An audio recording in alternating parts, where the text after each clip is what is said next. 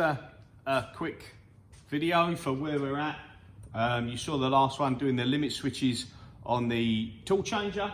Now I've put the cowling back on for the tool changer. This could be closed up now, the switches are done. This section had to go on, obviously could go on beforehand. The door is good. I made up some little Delrin spacers, which is what this sits in to stop it going all lopsided. You'll notice on a lot of machines that these are worn out and missing. So I turned a few up, put them back in there. Obviously you see our plate underneath.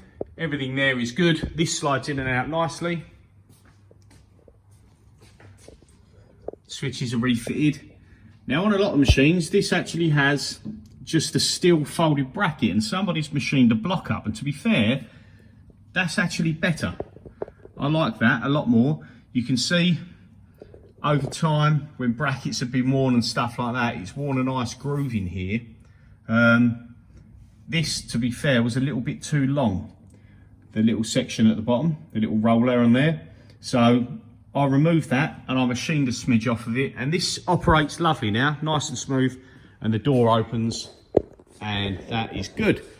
But we've got to do the tool changer plate, which is what is damaged. So I'll show you over here, and there it is. This is an original cast one, and there you can see the casting, and obviously it's broken, so you're going to lose these two pockets and these two pockets. Now I've got the price from Haas, £1,000 plus VAT. It's about a 10-day lead time because they'll order it in from the States and it'll come. This one's bent as well as being damaged. When you put a rule across it, it's about 3 or 4 millimeters out, or bowed. So I could refit this one and sell the machine, and someone else can replace this, because it's an easy replacement part if you just want to get it done and order it, because you haven't got to take anything else off. You build it back up with all the components and you just bolt it back up to there, and that's job done. But I think what I'm going to do, I noticed in the States, certain people, I think there's more than one company, I think there's at least 2, they machine their own out of billet. Aluminium plate, 60, 60, 61 out there, but in the UK that's 60, 82 T6, and I want to do that. I want to machine my own one. So I like the idea of having segmented sections in case one gets damaged. You can change it. Obviously I'm not going to do, I've seen photos of their ones, so I know roughly what they've done in the sense of the pictures are out there, they're for sale on eBay.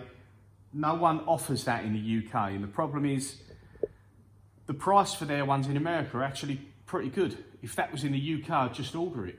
But there's like £350 shipping on top of an £800 part, and I don't want to buy another cast one from Haas, because Haas's really suffer with the problem of the tools sticking and popping out and pulling really hard on the plate. So if you get a cast one, if everything's aligned lovely, it's not as much of an issue.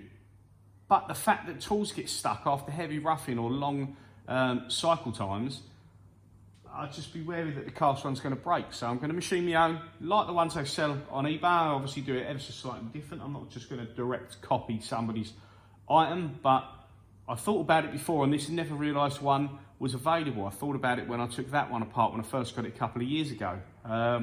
Never knew the ones were on eBay in America, but no one does it in the UK, so I'm going to give it a go, see what happens. So the plate is going to be remade.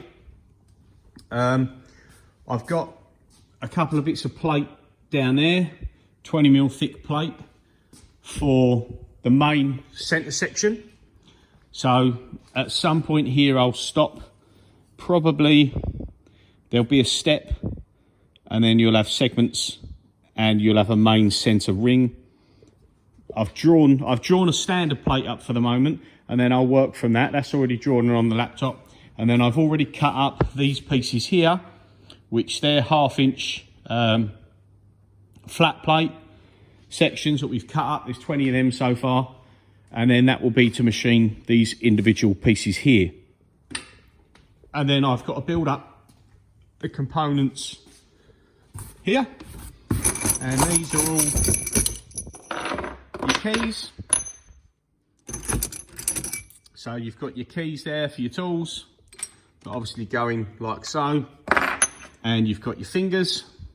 Now I've replaced some of these before, and I drew them up a couple of years ago when I needed to replace some, and I've redone this tool changer after it all fell off. Now I've also done the door covers, the sliders, and you see in there the main covers as well. I've had all these plated, so I've got one complete set in there, and obviously I'll cut more as and when I need them. And I've also got a company making up the door springs, and I've got the same company making up the main finger springs. So I'm having these springs remade. These ones are not so much of an issue. The only reason I've had them remade is because they're missing a few off this machine, but these just get bent up. As soon as the doors are not opening and chips get in there and certain parts are all jammed up, then the springs get damaged. So I'm having them remade as well. They'll be here in a few weeks. So yes, we're gonna have a bit of a project doing the tool changer. The problem is I've just got a big order of parts in to go on that machine, which means it's out of action to try and get this tool changer plate done. So I don't quite know what I'm going to do yet with regards to that. I might have to wait a couple of weeks and just do the last few finicky bits, get the axis covers done, and almost every other job sorted bar the tool changer. And then hopefully by that time that machine will be freed up to at least start doing some of it and get it sorted in that sense. Also, update on the oiling system. I refitted the new pipes, etc. See them all up there, and it's leaking. I tried taking the pipes back off, reseating them, making sure the olive's in there, put the tube in a little bit better. But no matter what I've done so far, and I spent a good few hours on it the other night trying to stop it, the two top trucks are leaking. The ball screw nut line appears to be okay. The joining pipe between the two is leaking on one side, and I think there's only them 3 leaks. Possibly the tube going up to the first manifold is leaking, but I've pulled my hair out with it, really trying to, you know, thinking of replacing everything. I could live with the odd small leak, but it's new and I've replaced it, so why is it still leaking? And potentially the copper 4mm pipe, I don't know if it's sort of offline, because when you get it in there you've got to bend it up. But either way, I've got like 3 leaks from 3 pipes.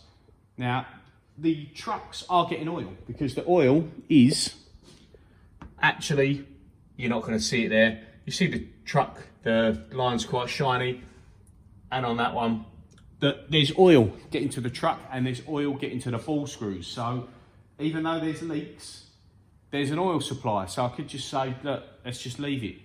But I've got it out, and if I'm going to do it, now is the time, because realistically, once it stopped leaking, that'll be good for years, you know. So I put it all on there together, made it up as one piece, and had to bend bits to get it up in there, and it was a bit of a pain. And it obviously hasn't worked very well in the sense of thinking, oh, that'll be all right, I'll just connect the 4 trucks to the ball screw and we'll be good. So what I'm going to do is disconnect the middle line, and I'll probably, to make it easier, I'm going to do them in 2 sections. So the left side is just top truck, bottom truck. The right side is top truck, bottom truck, ball screw nut. So I'll cut the line in half in the middle, pull that out so it's easy to remove. I'll do the left side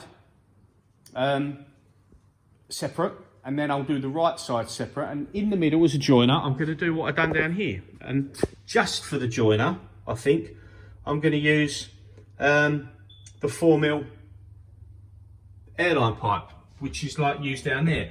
Now yes, chips and stuff might get in here and damage this, but if that makes it easier to fit the manifold separately and put that piece in after on the Z, even on the X and on the Y, whichever you use it, if that makes it simple to do rather than having to have it joined first, because once their manifolds are bolted up into place, you're not going to get a copper pipe in, because it means you're going to have to bend it at a really harsh angle to then get it in, and maybe the seating of that angle is what's creating leaks. So I'm going to do them separately so I don't have to bend it around so much, and then I'll use the 4mm nylon airline tube. Uses the same olives compression fittings, and then you get tube inserts, and I'm going to use that to join the manifolds because I really want to stop it leaking. I don't want those leaks, because you can see when I've had it running for the other day, you can see that puddle of oil, and there's oil there. Now don't get me wrong, it isn't drastic. We've got oil on the table from the spindle. It isn't drastic, but we want to get it fixed. Let's get them leaks sorted. So I'll try again and we'll see what happens. So yeah, tool changer plates are going to be the next one. Like I say, I've already drawn all this on CAD. I've drawn them individually on CAD, so I've done all that work.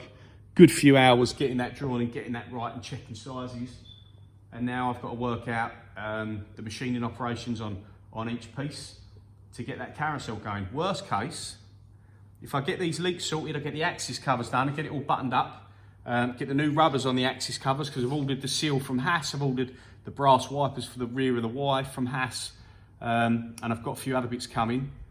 Then I may attempt to straighten this plate, bend it back so it's slightly in line, fit it back to the machine with the new components, and then what I'll do is I can potentially use this machine to make them. I don't know how accurate it is yet, but I might build it back up and then obviously not run a tool in them two or them two. But there's no reason why I can't run tools in the other 16 pockets, and 16 tools for doing the operations on that is more than enough. I'll probably only need 5 or 6 to do what I need to do on it, but how accurate the machine's going to make the parts in regards to backlash, ball screws and all that sort of thing, that's unknown yet, so it might be a good little test for it. But I need the other stuff buttoned up and done before I can do that. So we'll see. Yeah, little update, that's what's going on. Cheers for watching, see you soon.